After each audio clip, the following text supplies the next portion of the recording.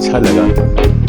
अच्छा इसलिए भी लगा क्योंकि ये जो माहौल है यहाँ का बहुत ही मैत्रीपूर्ण माहौल है और इस माहौल में कोई भी अच्छा फील करेगा, मैं तो फील करता ही हूँ। तो मैं इस परिवार को अपनी शुभकामनाएं देता हूँ, इन दोनों भाइयों को देता हूँ। तो इन्होंने अपनी तरफ से जो बेरोज़गारी की समस्या है उसको हल करने में भी सक्रिय भूमिका निभा रहे हैं। इनको हमारा आशीर्वाद है और हमारी गुड विशेज़ हैं। राजनीति जो है यानी जन सेवा की एक जरिया है और जन सेवा में हम लोगों का ध्यान सर्वोपरि होना चाहिए।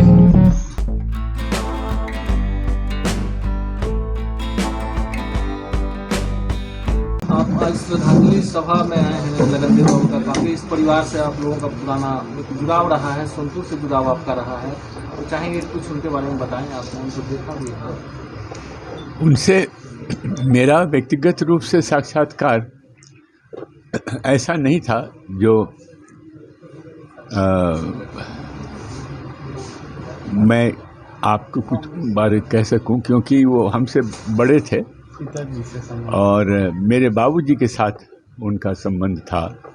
अभी बैठा हुआ था मैं इन लोगों के साथ, तो इनका एल्बम देख रहा था, तो उसमें मैंने देखा कि मेरे बाबूजी की तस्वीर है और वो तस्वीर थी मेरे ख्याल से इन्हीं की शादी की। जी। तो ये पारिवारिक संबंध तो रहा है और इनका परिवार जो है उसको बहुत ही प्रमुख रहा है। हम लोग इनके बारे में सुनते भी रहते हैं और देखते भी रहते हैं। तो आज आया हूँ मैं यहाँ पर इसीलिए क्योंकि मैं इनसे कहा जा सकता है कि जुड़ा हुआ हूँ। तो इनका निमंत्रण स्वीकार करने में मुझको तनिक भी हिचकिचाहट नहीं हुई और यहाँ आना मुझको अच्छा लगा। अच्छा इसलिए भी लगा क्योंकि ये जो माहौल है यहाँ का बहुत ही मैत्रीपूर्ण माहौल है और इस माहौल में कोई भी अच्छा फील करेगा, मैं तो फील करता ही हूँ। ये दोनों भाई जो हैं और वो कहाँ गए, बउआ कहाँ गए? राज। तो ये लोग जो हैं तो सक्रिय हैं और सक्रिय हैं इसलिए क्योंकि इनकी अपनी वक़्त है समाज में। मैं इनके बारे में, इनके पुत्र के बारे में अभी जानकारी हासिल कर रहा था। मलेशिया गए, वहाँ पर इन्होंने अपना नॉलेज गेन किया, अनुभव गेन किया, फिर यहाँ आए और अपनी कंपनी चला रहे हैं। तो मैं इस परिवार को अपनी शुभकामनाएं देता हूँ, इन दोनों भाइयों को देता हूँ कि जो भी ये काम करें उसमें सफल हों और इनका बेटा जो है वो अपनी कंपनी को चलावे, सुचारू रूप से चलावे और बताए कि हाँ साहब, हम अगर मलेशिया छोड़ के आए हैं तो हमें कुव्वत थी कि अपने आप यहाँ पर अपना कुछ काम करें। वो हम काम कर रहे हैं और उसमें हम सफल हैं। कितने इंजीनियर्स हैं तुम्हारे अंडर? जी अभी 15 इंजीनियर है और लेबर है 200 लेबर। तो देखिए साहब, 15 इंजीनियर को एम्प्लॉय किए हुए हैं, 200 लेबर को एम्प्लॉय किया हुआ इन्होंने। तो इन्होंने 200 लेबर को एम्प्लॉय किया है का मतलब हुआ 200 परिवार, और 200 परिवार में अगर 5-5 भी लोग हों तो देख लीजिए 10,000 आदमी हो गए।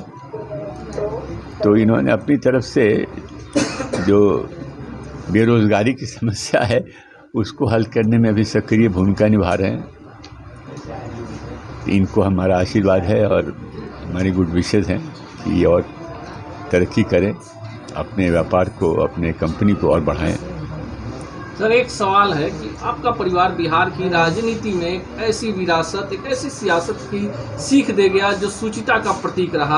आप कई पदों पर रहे, प्रशासनिक अधिकारी रहे, गवर्नर रहे, सांसद रहे, लेकिन जो सुचिता थी, जो विरासत थी, उसको आपने बचा के रखा और विरोधियों के लिए भी कभी आपके मुख से ऐसे शब्द नहीं निकले जो कटुतापूर्ण हो। वर्तमान राजनीति में इस चीज को आप कितनी कमी इसकी समझते हैं?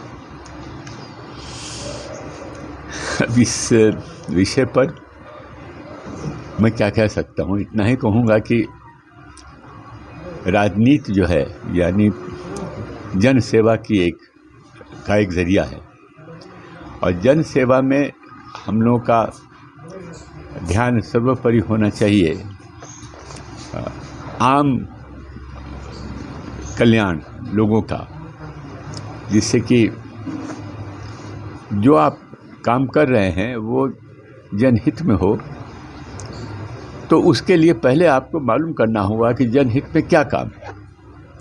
अब जनहित के काम के लिए आप अगर सफल होना चाहते हैं तो उसके दो तरीके हैं। एक तो आप जनता का प्रतिनिधि बनिए और जनता के प्रतिनिधि बन के उनकी बात को जो मुतलका हुक्मरान हैं उनके सामने रखिए, और दूसरा है कि आप सरकार में आइए।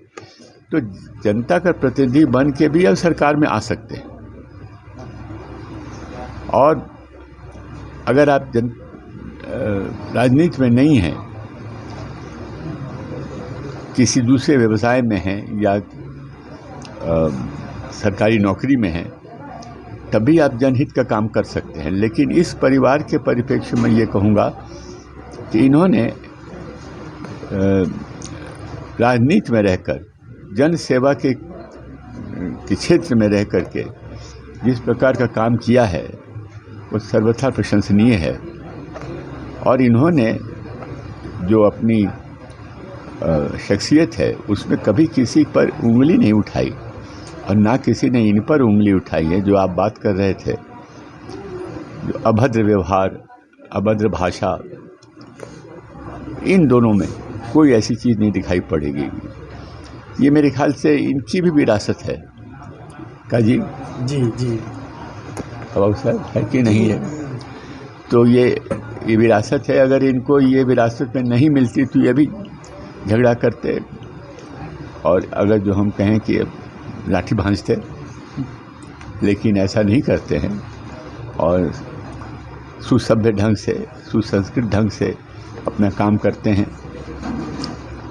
ये बैठे थे धरना पर कि डीआरएम का ऑफिस यहाँ लाइए। मंडल बनाओ संघर्ष समिति थी रेल पुल बनाओ, और उसमें ये सफल हुए। तो उसमें इन्होंने कोई मारकाट तो नहीं मचाई, कोई इन्होंने आगजनी नहीं की, कोई सार्वजनिक संपत्ति को नुकसान नहीं पहुंचाया, और फिर भी सफल हुए। फिर एक दूसरा इन्होंने अभियान चलाया, पहले जा बीघा रेल, हाँ, पहले जा बीघा रेल लाओ, पुल बनाओ।